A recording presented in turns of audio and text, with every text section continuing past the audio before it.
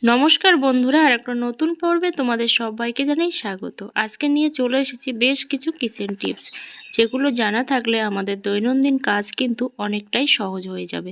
চলো, প্রথম যে টিপসটা তোমাদের সাথে শেয়ার করব। দেখো, গ্যাসের যে নবগুলো থাকে এর মধ্যে কিন্তু অনেক সময় আমরা ভুলবশত কিংবা লবণ হলুদ এগুলো মেখে কিন্তু হাত দিয়ে ধরে ফেলি। তখন কি হয়, এই সব জায়গাতে কিন্তু প্রচুর পরিমাণে একটা তেলচিটে ভাব চলে আসে। এই যে দেখতেই পাচ্ছ, নবটা আমি টেনে খুলে দিয়েছি, তারপর একটা মোজা পরিয়েছি। এবার এর মধ্যে কিন্তু চিরুনি আছে, তো চিরুনির মধ্যে মোজাটা পরিয়ে দেখো এভাবে কিন্তু খুব সহজে আমি এটা পরিষ্কার করে নিচ্ছি। আর মোজা তো পুরানো মোজা আমাদের প্রত্যেকেরই বাড়িতে থাকে, তো সেই মোজা দিয়েই কিন্তু আমি এটা করে নিচ্ছি পরিষ্কারটা। তো দেখো কত সহজভাবে কিন্তু আমি এটা পরিষ্কার করে নিলাম। তো চলো, দ্বিতীয় নবটাও এভাবে আমি পরিষ্কার করে নেব। আর এত সুন্দরভাবে পরিষ্কার হয়ে যাবে, যেটা কিন্তু কোনো রকমভাবে আর তেল চিটে ভাবটাও কিন্তু থাকবে না। আর এর মধ্যে যে একটা নীল নীল ভাব হয়ে থাকে সেটাও কিন্তু থাকবে না। দেখো কত সহজে উঠে যাচ্ছে, কোনো রকম কোনো কিছু স্প্রে করারও কিন্তু প্রয়োজন পড়ছে না। এভাবে কিন্তু তোমরা সহজে এই যে নবগুলো পরিষ্কার করে ফেলতে পারবে। তো চলো পরের টিপসটা শেয়ার করি।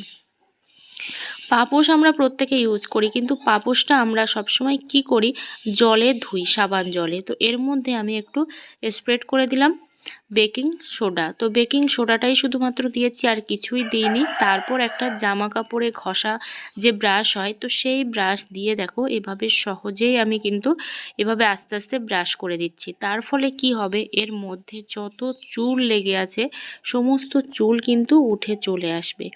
আর তারপরেও যেহেতু আমি এর মধ্যে বেকিং সোডা দিয়েছি, তো সেই জন্য এর মধ্যে যত ধুলো বালি আছে সব ধুলো বালি কিন্তু বেরিয়ে চলে আসবে। এই যে দেখো কতটা চুল উঠে চলে এসছে। এটা কিন্তু আমরা হাত দিয়ে পরিষ্কার করতে পারি না, অনেকের গা ঘিন ঘিন করে, আবার ঠিকমতো করে কিন্তু চুলগুলো দেখাও যায় না, যেহেতু চুলগুলো খুব সূক্ষ্ম, তো সেই জন্য কিন্তু দেখা যায় না। দেখো কতগুলো চুল এখানে উঠে চলে এসেছে। এভাবে আমি খুব ভালো করে কিন্তু পাপোশটা এভাবে ক্লিন করে নেব, তাহলে খুব সহজেই কিন্তু আমরা পাপোশটা ক্লিনও করব, আর যখন তখন কিন্তু আমাদের ধোয়ার প্রয়োজন পড়বে না। তো এভাবে যদি চুলগুলো পরিষ্কার পরিচ্ছন্ন করে নেওয়া যায়, তাহলে কিন্তু আমাদের খাবারেও পড়ে না, বা ঘরে কিন্তু চারিদিকে উড়েও বেড়ায় না। তো আশা করি টিপসটা তোমাদের অনেকটাই হেল্পফুল হবে, আর যদি হেল্পফুল হয় তাহলে কিন্তু বাড়িতে একবার হলেও কিন্তু ট্রাই করো। চলো পরের টিপসটা শেয়ার করি। এখন যেহেতু শীতকাল, আর শীতের সময় কিন্তু আর কেউ বাসন ধুক আর না ধুক, প্রত্যেকটা গৃহিণীদেরই কিন্তু বাসন ধুতে হয়। তো বাসন ধোয়ার সময় কিন্তু আমাদের হাতে জল লাগাতে হয়। আর প্রত্যেকেরই সমস্যা না থাকলেও কিন্তু কিছু কিছু মানুষের অ্যালার্জি, একজেমা এইসবের সমস্যা কিন্তু থেকেই থাকে। তো দেখো এখানে আমি দুটো প্লাস্টিক নিয়েছি, যে ক্যারি প্যাকেটগুলো হয়, তো সেই ক্যারি প্যাকেটগুলো নিয়ে আমি এভাবে দেখো গার্ডার পরিয়ে নিলাম। নেওয়ার পরে এভাবে খুব সহজে আমি বাসনগুলো ধুয়ে মেজে নেব, তাহলে কিন্তু হাতে আর জল লাগবে না, আর আমাদের কিন্তু সর্দি লাগা কিংবা অ্যালার্জি এসব কিছু প্রবলেমও কিন্তু হবে না। এইভাবে সহজেই কিন্তু তোমরা বাসনগুলো ধুয়ে মেজে ফেলতে পারবে, হাতে জল লাগানোর ঝামেলা ছাড়াই। তো দেখো বাসনগুলো কিন্তু আমরা যেভাবে হাত দিয়ে বাসন ধুলে পরিষ্কার হয়, তো সেইভাবেই কিন্তু পরিষ্কার হয়ে যাবে। আর কিন্তু টেনশানও থাকবে না যে বাসনগুলো ঠিকঠাক পরিষ্কার হচ্ছে কিনা। আমি কিন্তু তোমাদেরকে ধুয়েও দেখাবো যে বাসনটা কতটা পরিষ্কার পরিচ্ছন্ন হয়েছে। তো আমরা নর্মালি যেমনইভাবেই ধুই, তো তেমনভাবেই কিন্তু আমি এখানে পরিষ্কারটা করে নিচ্ছি। আর আমার হাতেও কিন্তু এক ফোঁটাও জল লাগেনি, কারণ যেহেতু প্লাস্টিকটা পরে আছি। আর অবশ্যই কিন্তু একটা ভালো প্লাস্টিক পরে নিতে হবে, যেন কোনো ফাটা না থাকে, যার মধ্যে থেকে যেন জলটা ঢুকতে না পারে। তো দেখো এখানে আমি ভালো করে ধুয়ে নিচ্ছি বাসনগুলো। আর দেখেই বুঝতে পারছো যে বাসনটা কতটা পরিষ্কার হয়েছে, সেটাও কিন্তু তোমরা দেখেই বুঝতে পারছো। আশা করি টিপসটা তোমাদের অনেকটাই কাজে আসবে। আর যারা রোজ বাসন বা ধুতে হয় প্রত্যেকটা গৃহিণীদের, তাদের কিন্তু অনেকটাই কাজে আসবে, কারণ বাসন ধোয়া হচ্ছে সবথেকে কিন্তু বড় কাজ এই শীতের সময়। আর প্রত্যেকেরই কিন্তু অনেক অনেক বাসনটা ধুতে হয়। যদি ভিডিওটা ভালো লেগে থাকে তাহলে কিন্তু অবশ্যই একটা লাইক করো। চ্যানেলে নতুন বন্ধু হয়ে থাকলে অবশ্যই চ্যানেলটা সাবস্ক্রাইব করে পাশে থেকো। আর যারা অলরেডি চ্যানেলটা সাবস্ক্রাইব করে দিয়েছো, সবাইকে অসংখ্য অসংখ্য ধন্যবাদ। তো দেখতেই পেলে আমি কতগুলো বাসন ধুয়ে নিলাম। চলো পরের টিপসটা শেয়ার করি। মিক্সি জার কিন্তু আমরা প্রত্যেকে ইউজ করি, কিন্তু একটা জিনিস হয় মিক্সচারের এই যে জারের যে নিচ থেকে কিন্তু জল পড়তে শুরু করে, কখন কিভাবে পড়ে আমরা নিজেরাও বুঝতে পারি না। দেখো কতটা নোংরা এখানে জমে গেছে। তো এইটা আমি কিভাবে পরিষ্কার করব, এখানে নিয়েছি একটা কাঁটা চামচ।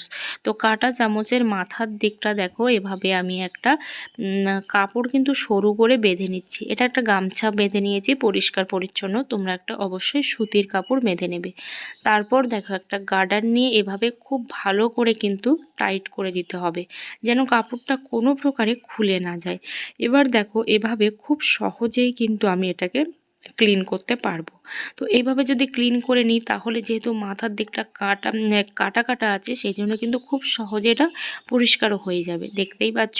আর আমি কিন্তু কোনো রকম কোনো কিছু স্প্রেও করিনি, একদম নর্মালি এই যে দেখো কতটা নোংরা এখানে বের হয়েছে। এবার এই দিকটাও যেটা পড়েছে সেটাও কিন্তু এভাবে পরিষ্কার করে নেব। এভাবে কিন্তু একটু যদি বুদ্ধি খাটিয়ে কাজ করা যায় তাহলে কিন্তু আমাদের কাজগুলো অনেকটাই সহজ হয়ে যায়। এইসব জায়গায় কিন্তু কোনো প্রকারে আমাদের হাত ঢোকে না। আমি পিছন দিকটা দেখো গামছাটা কিন্তু জড়িয়ে নিয়েছি, এবার এই পিছন দিকটা দিয়ে কিন্তু এভাবে আমি দেখো পরিষ্কার করে নিচ্ছি খুব সহজে, কারণ মাথার দিকটা অনেকটা চওড়া হওয়ার কারণে মাথার দিকটা ঢুকতো না। তো সেই জন্য চামচের পিছন দিকটা দিয়ে দেখো এভাবে পরিষ্কার করে নিলাম। আশা করি এই টিপসটাও কিন্তু তোমাদের অনেকটাই কাজে আসবে। চলো পরের টিপসটা শেয়ার করি। প্রেশার কুকার কিন্তু আমাদের নিত্যদিনের সঙ্গী। তো প্রেশার কুকারে আমরা কিন্তু যে কোনো কাজ করে থাকি তাড়াহুড়ো সময়, বিশেষ করে কোনো কিছু সিটি মারা কিন্তু আমরা পছন্দ করি, কারণ গ্যাস যাতে খরচাটা কম হয়। তো এখন দেখো প্রেশার কুকারের মধ্যে আমি একটা কিছু বসিয়েছি, তো সেটা কিন্তু অনেক সময় হয় যে বেশি সেদ্ধ করা কিন্তু লাগে না, অল্প করেই সেদ্ধ করতে হয়। তো দেখো চিটিটা দেওয়ার সাথে সাথে আমি প্রেশার কুকারটা নামিয়ে এর মাথায় দিয়ে দিচ্ছি এখন জল, আর খুব সহজেই কিন্তু এটা খুলে যাবে। একদম কিন্তু টেনশন করারও দরকার হবে না, বা খুলছে না সেটাও কিন্তু টেনশন করতে লাগবে না। তো দেখো একটুখানি জল দিয়ে দিলাম, সাথে সাথেই কিন্তু ঢাকনাটা খুলে ফেললাম। চলো পরের টিপসটা শেয়ার করি। এটা হচ্ছে লাউ। লাউটা গ্রেট করে নিচ্ছি। অনেকেই এমন আছে যারা কিন্তু লাউ খেতে একেবারেই পছন্দ করে না, তো আর বিশেষ করে বাচ্চারা তো লাউ খেতেই চায় না। তো একটু যদি বুদ্ধি খাটিয়ে করা যায় তাহলে কিন্তু সব বাচ্চারাও যেমন খাবে, সাথে সাথে বড়রাও কিন্তু লাউয়ের এই রেসিপিটাও খেয়ে নেবে। তো দেখো এখানে আমি লাউটা খুব ভালো করে কিন্তু গ্রেট করে নিচ্ছি। এভাবে গ্রেট করে নিলে খুব তাড়াতাড়িও হবে, আর সাথে সাথে কিন্তু খেতেও সুন্দর লাগবে। তো আমার গ্রেট করা হয়ে গেছে, আর এর মধ্যে কিন্তু জলও বেরিয়েছে, আমি জলটা ফেলে দিইনি। এবার দিয়ে দিচ্ছি স্বাদ মতো লবণ, তারপর দিচ্ছি জিরে, মরিচ আর ধনিয়া গুঁড়ো, এটা বাড়িতে গুঁড়ো করা। তারপর দিয়ে দিলাম কর্নফ্লাওয়ার 2 চামচ, এখানে তোমরা চালের গুঁড়োও ব্যবহার করতে পারো কর্নফ্লাওয়ারের পরিবর্তে। তারপর আমি 2 চামচ দিয়ে দিলাম বেসন।